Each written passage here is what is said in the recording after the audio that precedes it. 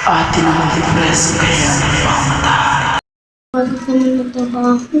Ano kaya ang gawin ko? Pakamatay mo ng pera. Ay, ito charger.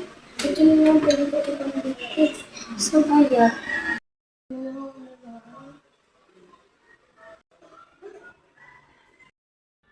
Dito na lang ako bibigay.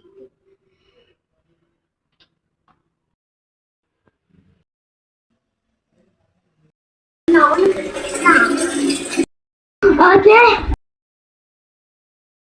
Ang mga kapitbahay! Lipas ang isang linggo, dito na siya nagpamatahan. Okay, iniwan natin.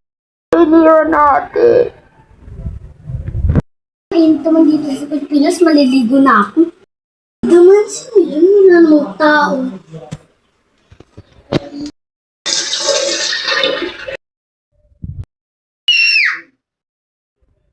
Nabahan ako, ayoko na nga maligo. Tulog na nga lang ako.